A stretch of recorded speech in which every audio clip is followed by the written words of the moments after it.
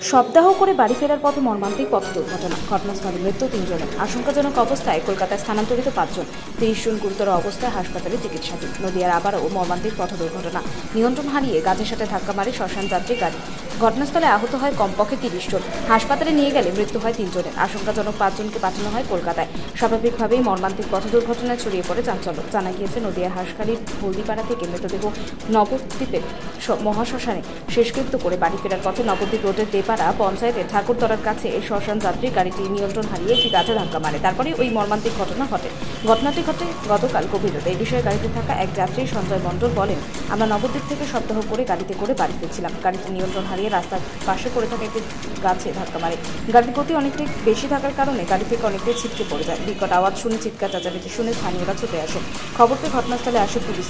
স্থানীয়রা উদ্ধার করে সকলকে শক্তিনগর জেলা হাসপাতালে নিয়ে আসলে চিকিৎসার পর চিকিৎসকেরা ৩ জনকে মৃত বলে ঘোষণা করে।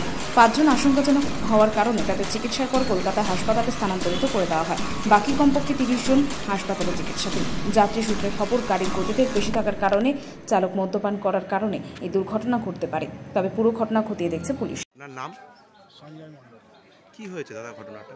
ও মরা ফেলতে আসছিল, এসে আসার সময় মরা ফেলে আসার সময় গাড়িটা নিয়ন্ত্রণ হারিয়ে একদিকে গাছে বড় গাছে মারে।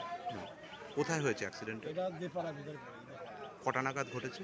ওই 1:30 নাগাদ। আচ্ছা আচ্ছা। কজন আহত হয়েছে? আহত এখানে 30 জন আনা হয়েছে। আচ্ছা, 3 জন মারা গিয়েছে। 3 জন মারা গেছে। নির্বাচন দেওয়া হয়েছে না, 3-4 জন চলে গিয়েছে।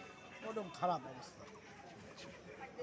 যারা মারা গেছে তাদের নাম জানেন? আরো আমি দিদির নাম আমি বলতাম, আমার নিজের আপন দিদি। কাজল বিশ্বাস, বাড়ি হলদিপাড়া। আপনার নাম? আমার সঞ্জয় মণ্ডল। বাড়ি?